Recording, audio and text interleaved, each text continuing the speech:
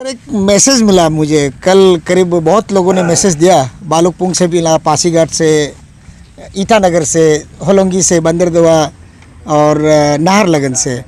हाँ, ये लिखा हुआ है, कोई तो मुझे बताए हाँ कि न तूफ़ान है, न आंधी है, न बरसात है और न ये लाइटनिंग है। लाइटनिंग भी नहीं हो रहा है, आंधी भी नहीं हो रहा है, तूफ़ान भी नहीं हो रहा है, तो फिर क्यों बत्ती बाहर बाहर गुल हो रहा है? ये सरकार बताएगा, न मीडिया वाला बताएगा, न अरुणाचल का जो इंजीनियर्स है पावर डिपार्टमेंट का वाला बताएगा। हमको ये जवाब नहीं मिल रहा है सर। और ये मैसेज को मैंने करीब 10 से 12 पावर का इंजीनियर लोगों को दिया, तो रिप्लाई वही मिलता है कि लोड शेडिंग हो रहा है। तो जब हम अरुणाचल प्रदेश, जब हम बोलते हैं भारत का पावर हाउस बनने जा रहा है, तो ये कैसा पावर हाउस है सर कि बिजली नहीं दे सकता है? आप थोड़ा बताइए, क्योंकि आप कैपिटल का डिप्टी कमिश्नर है, क्योंकि आप भी कैपिटल कॉम्प्लेक्स में ही रहते हैं सर। हाँ, ये तो सही बात है, कोई गलत मैसेज नहीं है। मेरा भी अभी मोबाइल बैटरी नहीं है, क्योंकि मेरा घर में भी बिजली नहीं था, चार्ज नहीं कर सर पाया। आप तो दिन भर लाइव करता है, इसलिए बैटरी खत्म हो गया। नहीं, आज आप देखिए, आज रात का कोई लाइव नहीं था। नहीं किया ना? हाँ, लेकिन रात को एक बार सिर्फ वो बारिश जोर से आया था, उसको थोड़ा से लाइव किया था, लेकिन वो भी 2-3 मिनट का ही था। तो बात मतलब सही है, लोग जो कह रहा है, ये अभी का, कल का और परसों का बात नहीं है। आज से 1-2-3 सप्ताह पहले भी हमने ऑफिस में डिपार्टमेंट पावर का जो executive engineer Naharlagun Tarjanu, executive engineer हमारा ईटानगर के जोराम लाली, उनका एक हम लाइव वीडियो भी किया था कि बिजली का इश्यूज़ को लेके। तो उसमें जो ये जोराम लाली का कहना था कि एक जो है आपका लोबी पांचाली में 2 पोल गिर गया था, उसको रिस्टोर कर दिया था। करने का बाद अभी राजभवन जो एरिया में जो आपका ट्रांसफार्मर या जो पावर का जो ये स्विच यार्ड है, उसको एक इशू है, उसको रिजॉल्व करने का है बोला था। लेकिन मुझे वो 1 सप्ताह का टाइम मांगा था, लेकिन अभी भी नहीं हो पाया। 1 सप्ताह हो गया सर? पार हो गया। अच्छा। 2 सप्ताह हो गया, पार हो गया। तो उसका बाद रिजॉल्व हो गया, हमने सोचा था, लेकिन अभी शायद वो रिजॉल्व नहीं हुआ। आपका मोबाइल का बैटरी खत्म होने का वजह से आप मालूम हुआ होगा ना? नहीं, ऐसा नहीं है। मुझे काफ़ी इवन ऑल अरुणाचल से आता है मेरा साथ में, कि वो पासीघाट से भी मेरा पास मैसेज आया है और बहुत से जगह से आया, क्योंकि मेरा जो फेसबुक के दोस्त लोग हैं, वो लोग हमको हमेशा ये सब लिखता है। तो दूसरा है कि हमने तार जानू का जो बात है, वो जो है अभी हमारा जो लेकी में जो स्विच यार्ड है, वहाँ जो हमारा जो नाहरलगन जो एरिया में जितना भी फीडर्स जहाँ जाता है, उसको आपको 144 से लेके 133 देन 11 ये वगैरह को स्टेप डाउन करके ले जाना होता है। तो इसको लेके अभी जो यूपिया एरिया का जो है, वो भी यहाँ से लेके जाता है। तो इसको लेके उन्होंने यही बताया था कि आपका जो अभी निर्जुली जो पावर ग्रिड का पास जो स्विच यार्ड है, वहाँ से और निर्जुली जो है वो स्विच यार्ड में आएंगे। तो वहाँ जो ये यूपिया में जितना ज़रूरी होता है, वो कितना पर एमपी ना कुछ बोला है, तो वहाँ जो जरूर सर ईटानगर का आदमी को वो सब आपका जो टेक्निकल वाला वो समझ में नहीं आएगा। आप बताइए, पावर सप्लाई के लिए आप क्या करेंगे? नहीं, यही तो ये उन लोगों को समझना होगा कि नहीं, ये जो हमारा छोड़ दीजिए सर। तो अभी पहले ईटानगर हमको अभी भी याद है। I am staying here since 1979। तो उस समय करीब 5-6 हजार लोग रहते थे। रिक्वायरमेंट बहुत छोटा सा था। गाड़ी घोड़ा भी शायद ही गिनती से चलता था। ठीक बोला। अभी कम से कम 70 से 80 हजार गाड़ी चल रहा है। यही चीज 3 लाख पॉपुलेशन हो गया। तो रिक्वायरमेंट भी बढ़ेगा। तो आप वो टेक्निकल से इतना एम्पियर, इतना feeder sir, power grid corporation Hollongi में भी एक बनाया है, दोबुम विलेज में भी एक बनाया है, तिगदो में भी बनाया है, राजभवन में भी है, पांचाली में भी है। तो हम ये बोलता है कि किमिन भी यहीं से जाता है, दोनों भी वहीं से जाता है। आपका पपुम पमा एरिया भी ईटानगर से जाता है, स्विच यार्ड से। ईटानगर में एक फीडर है, नाहरलगन में एक फीडर है, पागे के संग भी चला जाता है सर। इसलिए आप अभी हंसिए मत सर, आप अभी हंसिए मत, लोग रो रहे हैं। और आप आज देखिए सर कि कल रात को हमको एक वीडियो शेयर किया किसी ने, 4 बच्चा को सुला करके, वो जो चावल फटकता है, सूप बोलते हैं, कोलसूप से अपना बच्चा को हाँक रहा था। ठीक। तो कितना शर्म लगता नहीं है नहीं, सर ये हम बात लोगों को? अच्छा हुआ आपने ये बात को सवाल किया, और हम लोग का भी कोशिश जारी है। और आपका इस बात को लेके मैं फिर से आज हमारा एग्जीक्यूटिव इंजीनियर नाहरलगुन जो है और एग्जीक्यूटिव ईटानगर दोनों को आज हम बात करेंगे और उनको यही बोलेंगे कि एक्सपीडाइट करना है जो भी काम है। एक दिन सर का अगला एक सप्ताह और ले लीजिए। नहीं, तो नहीं। इंजीनियर एक सप्ताह लिया था, आप नहीं एक नहीं सप्ताह ले नहीं, लीजिए। सप्ताह नहीं लेगा। सप्ताह मतलब ये 7 घंटा करिए, 8 घंटा करिए, हम घंटा में बात करेगा उसको। पक्का ना?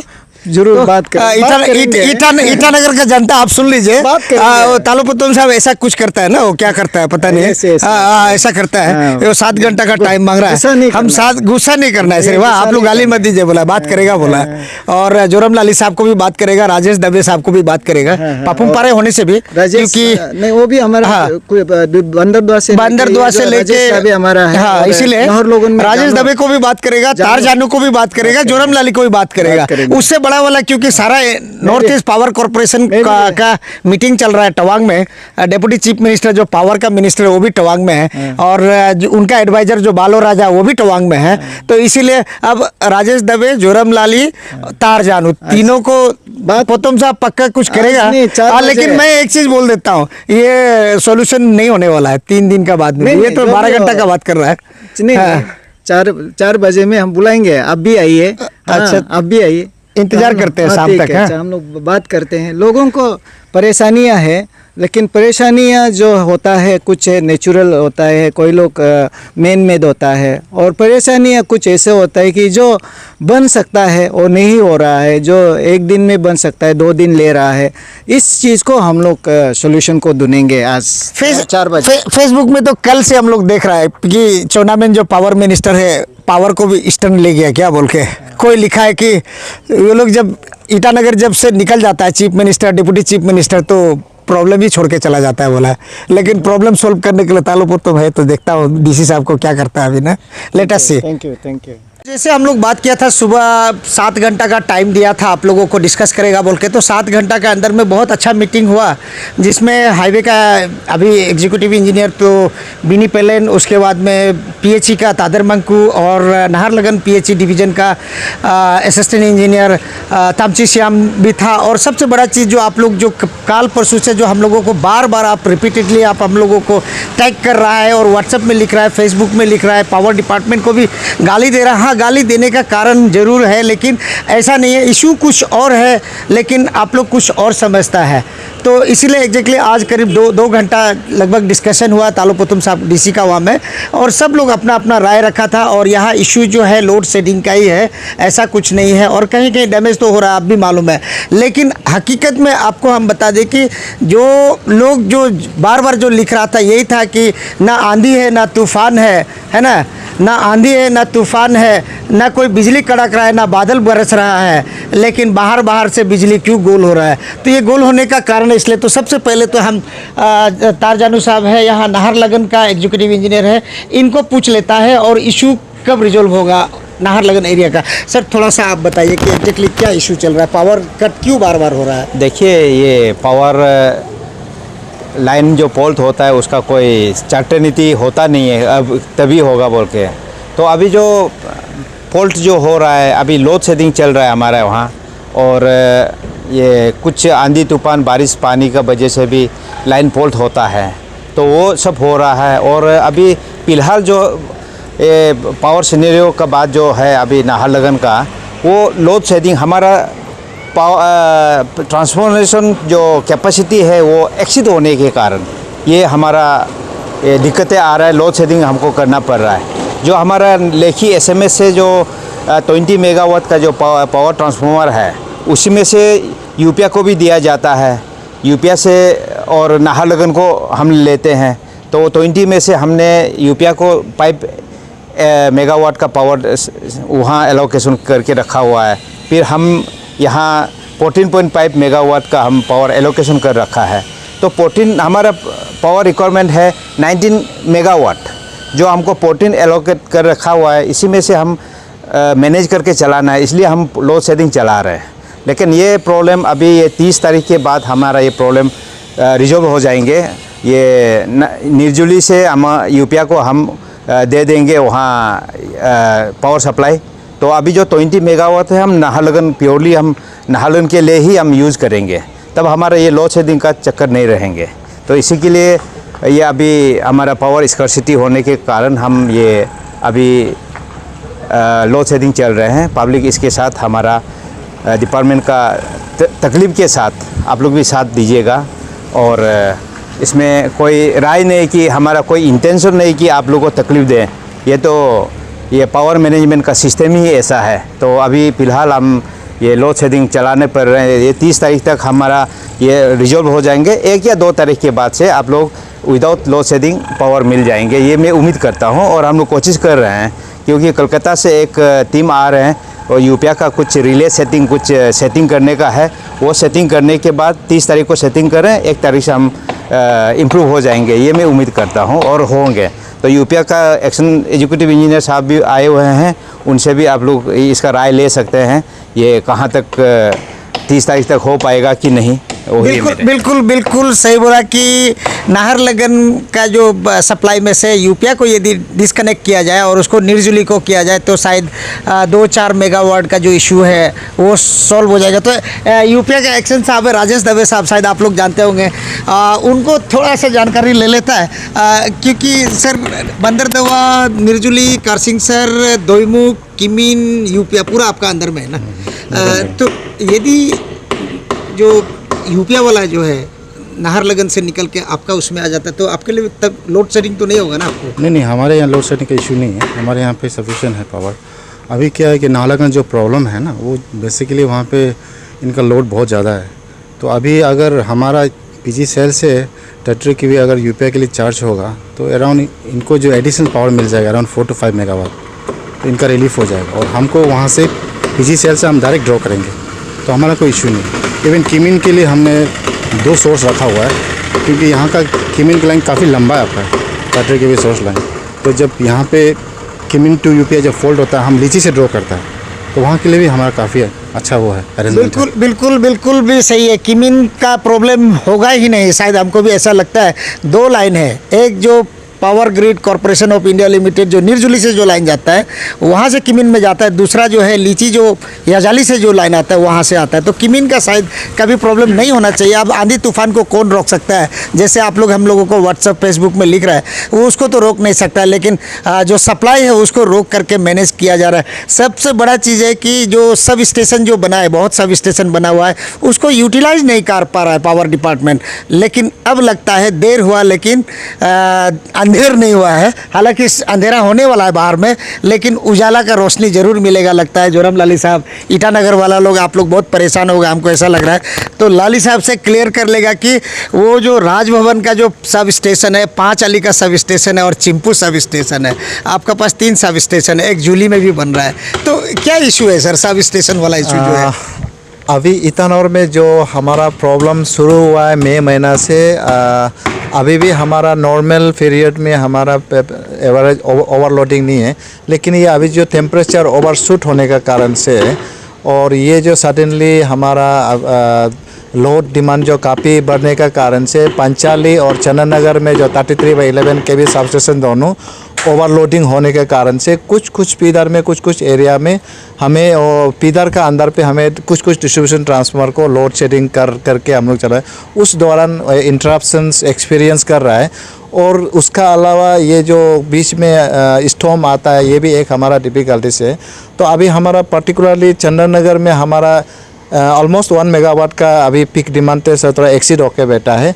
और उसके बाद पंचाली में हमारा ऑलमोस्ट 1.5 मेगावाट का एक्सीड है। तो अभी ये प्रॉब्लम को हम लोग और कुछ प्रॉब्लम तो अभी चिंपू में भी एक सब स्टेशन है, वहाँ का तो कोई इशू नहीं है। ये दोनों सब स्टेशन का चक्कर से लेके हमारा अभी हमें लोड शेडिंग, हम लोग पिदर लोड शेडिंग नहीं कर रहा है, डीटी लोड शेडिंग कर रहा है। तो उसी करते इंटरप्शंस थोड़ा फ्रीक्वेंसी काफ़ी है। और इसको लेके अभी हम लोग उसको मेकअप करने के लिए ऑलरेडी हमने इनिशिएट किया था।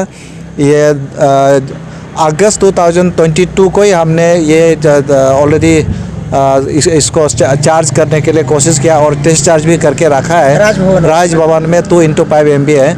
अभी वो test charge successfully test charge है, उसको अभी हम लोग ऑफिशियली ऑपरेशन में नहीं लाया पा, क्योंकि हमारा प्रोसीड्योर एक है, तो प्रोसीड्योर में थोड़ा सा डिले होने के कारण से अभी वो हम ऑपरेशन में नहीं लाया।